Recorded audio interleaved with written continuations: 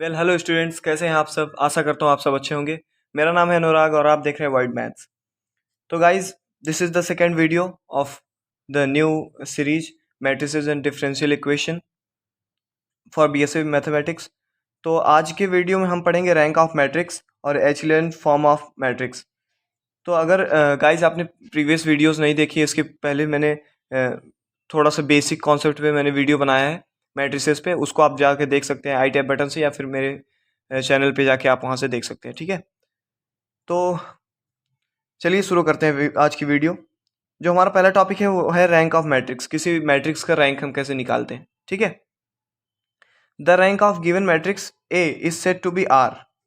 किसी matrix A का rank जो आर कहा जाता है यदि इसकी दो कंडीशन है।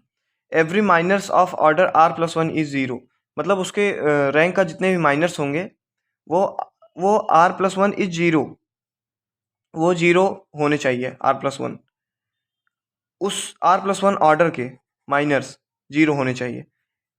और या तो दूसरी कंडीशन, ये दोनों कंडीशंस वैसे एक ही हैं। अगर there is at least one minors of matrices an order does not zero and it is denoted as rho A is equals to R. तो अभी ऐसे आपको समझ में नहीं आएगा, एक क्वेश्चन आपको लगा के दिखाते हैं तब आपको आसानी से समझ में आ जाएगा कि मैं कहना क्या चाह रहा हूँ। ठीक है, तो यहाँ पे आप वर्किंग रूल भी देख सकते हैं, मैंने वर्किंग रूल लिख दिया है।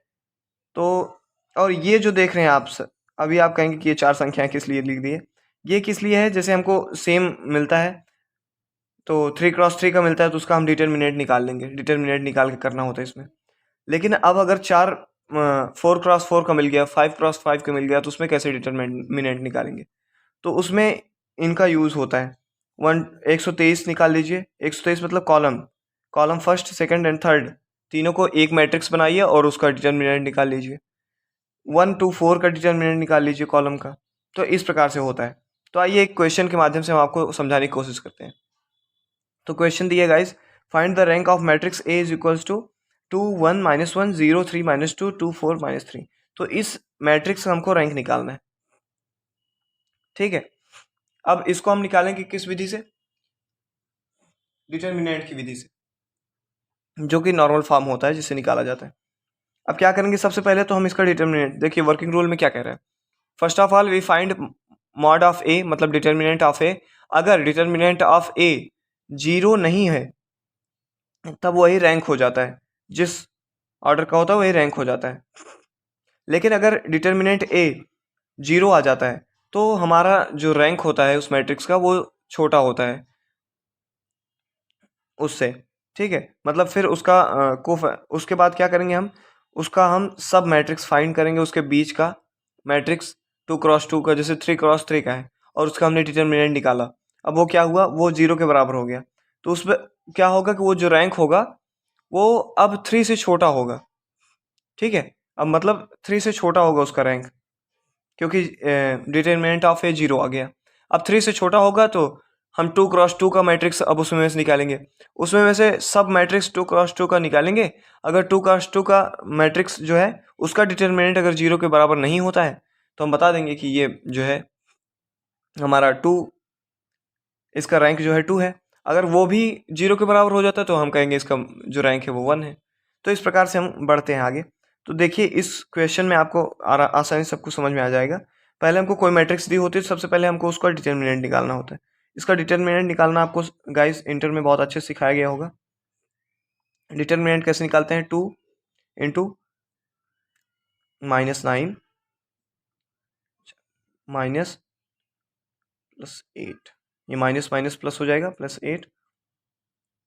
उसके बाद गाइस यहाँ पे -1 यहाँ पे होगा 0, और ये हो गया +2, क्योंकि माइनस माइनस प्लस हो जाएगा। यहाँ पे माइनस होता है, ये माइनस वाला यहाँ पे रखे प्लस हो गया। फिर यहाँ पे होगा गाइस -1, यहाँ पे वैसे +1 होता है, यहाँ पे -1 है इसलिए -1 हो गया। फिर ये इसका गुणा होगा तो 0, ये होगा 3 × 6, 2 × 3 मतलब 6, ये हो गया -6, और यहाँ से हमको मिल गया, ये हो गया गाइस -2, और ये हो गया -2, और ये हो गया हमारा +6 7। यहाँ से क्या होगा कि ये हो जाएगा -2 -4, इसका 6 को बाहर मल्टीप्लाई करेंगे प्लस 6 हो जाएगा, माइनस माइनस प्लस हो जाएगा, तो ये दोनों कट जाएंगे, तो यहाँ पे आएगा 0, क्योंकि ये 4 -6 हो जाएगा, ये +6 हो जाएगा, कट जाएंगे, 0 आ गया। अब चूंकि डिटर्मिनेंट इसका 0 आ गया, तो अब हमको पता है कि अगर 0 आ जाता है डिटर्मिनेंट, तो हम समझ जाते हैं कि उससे अब छोटा होगा, मतलब अब इसका जो रैंक होगा वो 3 से छोटा होगा। 3 से छोटा 2, 1 चाहे जो हो सकता है, लेकिन अब 3 नहीं होगा, क्योंकि इसका डिटर्मिनेंट जो है वो 0 आ गया है। तो अब 3 से छोटा होगा, तो मतलब अब क्या लेंगे, now we take 2 cross 2 minors. अब क्या करेंगे हम इसमें, जो 2 क्रॉस 2 के माइनर्स हैं उनका डिटर्मिनेंट निकालेंगे, उनको लेंगे और उनका डिटर्मिनेंट निकालेंगे। अगर वो 0 के बराबर हो जाते हैं तो फिर और उनका भी लेंगे, और अगर वो 0 के बराबर नहीं होते हैं तो 2 क्रॉस मतलब ये रैंक 2 हो जाएगा इसका। तो इसका एक लेते हैं 2 क्रॉस 2 का, जैसे हो गया 2 1 0 3, पहला ही ले लेते हैं, ठीक है। अब इसका डिटर्मिनेंट निकालेंगे तो हो जाएगा हमारा 3 इंटू 2 मतलब 6, एंड इधर हो जाएगा 0, यहाँ पे आ जाएगा 6, जो कि 0 के बराबर नहीं है गाइस। देखिए तो यहाँ पे क्या है कि जो 2 क्रॉस 2 मैट्रिक्स है उसका डिटर्मिनेंट जो है 0 के बराबर नहीं है, तो इसलिए इसका जो रैंक हो जाएगा वो हो जाएगा 2। ये 6 नहीं होगा, 6 तो इसका डिटर्मिनेंट है। ये डिटर्मिनेंट सिर्फ इसलिए निकालते हैं कि 0 के बराबर है या नहीं है। आंसर आप 6 मत लिख दीजिएगा, जो लास्ट में फाइंड होगा जिस मैट्रिक्स का, जैसे ये 2 क्रॉस 2 का मैट्रिक्स है, तो जिस ऑर्डर का मैट्रिक्स का हम डिटर्मिनेंट निकालेंगे और वो 0 के बराबर नहीं होगा, उसी को हम रैंक कहेंगे, वही रैंक होगा उसी का ऑर्डर। जैसे ये 3 क्रॉस 3 का था, ठीक है ठीक है। तो इसका जब हमने डिटर्मिनेंट निकाला तो 0 के बराबर आ गया, तो अब हम समझ गए कि ये 3 से छोटा होगा इसका जो रैंक है। अब 2 क्रॉस 2 का निकाले, लेकिन ये 0 के बराबर नहीं है, 6 आ गया, 0 के बराबर नहीं है इसका डिटर्मिनेंट। तो अब यहाँ से हमको पता चल गया कि इसका जो रैंक होगा वो 2 होगा। तो आइए अपने बढ़ते हैं अगले टॉपिक पे। हमारा अगला टॉपिक है एचिलियन फॉर्म ऑफ मैट्रिक्स। मैट्रिक्स के देखिए रैंक निकालने की कई सारी विधियाँ होती है, उसमें से एक विधि ये भी है एचिलियन फॉर्म ऑफ मैट्रिक्स। इसमें क्या होता है कि किसी मैट्रिक्स को, अगर हमको कोई मैट्रिक्स दी गई है तो उसको इस फॉर्म में कन्वर्ट कर लेते हैं ओनली बाय रो ऑपरेशंस। इसमें क्या होता है कि एचलियन मेथड्स में हमको सिर्फ रो ऑपरेशन की मदद से इस फॉर्म में कन्वर्ट कर लेना होता है किसी भी मैट्रिक्स को। उसके बाद हम इसमें जब कन्वर्ट कर लेते हैं तो उसमें देखते हैं कितने नॉन जीरो टर्म मतलब नॉन जीरो रो हमको मिल रहे हैं। जितने नॉन जीरो रो मिल रहे हैं वही उसका रैंक होता है। तो देखिए इसमें क्या होता है कि एचलियन फॉर्म में सबसे पहले यहाँ पे 1 होगा, फिर 0 होगा, उसके बाद 1 होगा, फिर डबल 0 होगा, फिर मतलब 0 की संख्या इधर देखिए इंक्रीज होती चली जा रही है, और उसके 0 के बाद वाली संख्या 1 ही हो रही है, यूनिटी ही हो रही है। तो इस प्रकार से होना चाहिए। अगर किसी भी मैट्रिक्स को आप इस फॉर्म में चेंज कर ले जाते हैं तो आप एचिलॉन मैट्रिक्स के माध्यम मतलब एचिलॉन फॉर्म्स के माध्यम से उसका आप रैंक आसानी से निकाल सकते हैं। तो देखिए हमारे पास एक एग्जांपल है, इसका हमको रैंक फाइंड करना है। तो क्या करेंगे, सबसे पहले इसको हम ये वाला इसको 0 बनाना है इन दोनों को। तो क्या करेंगे, सिंपली जो रैंक जो हमारा रो दूसरा है उसमें जो हमारा रो फर्स्ट है इसमें 2 से मल्टीप्लाई करेंगे और इससे माइनस कर देंगे। तो रो 2 माइनस 2 R1 मतलब R1 में 2 का मल्टीप्लाई किया, उसके बाद रो 2 से घटा दिया। और जो तीसरा है उसको भी 0 बनाना है, यहाँ पर भी 0 लाना है, क्योंकि यहाँ पे 0 लाना है ना, तो यहाँ पे 0 लाना है तभी तो एचिलियन फॉर्म में बनेगा। तो यहाँ पे 0 लाने के लिए हम फिर क्या करेंगे, जो हमारा R3 है उसमें से R1 को घटा देंगे। यहाँ पे देखिए 1 में से 1 जाएगा, 0 हो जाएगा। तो इसलिए हम यहाँ पर भी क्या करेंगे, R3 is equals to R3 minus R1, मतलब रो 3 से रो 1 को घटा देंगे तो हमको मिल जाएगा। तो यहाँ से हमको घटाने पे इन दोनों को हम अप्लाई करते हैं तो हमको क्या मिलता है 1 2 3 1, और यहाँ पे 2 का मल्टीप्लाई करेंगे गाइस तो हमको 0 0 0 मिलेगा। जैसे यहाँ पे 2 का मल्टीप्लाई करेंगे 2 हो जाएगा, 2 में से 2 गए 0। यहाँ पे 2 का मल्टीप्लाई करेंगे 4 4 माइनस 4 मतलब 0। यहाँ पे 2 का मल्टीप्लाई करेंगे 6 हो जाएगा, 6 माइनस 6 मतलब 0। यहाँ पे फिर 2 का मल्टीप्लाई करेंगे 2 2 माइनस 2 मतलब 0। तो यहाँ पे देखिए सारे एलिमेंट 0 आ जाए।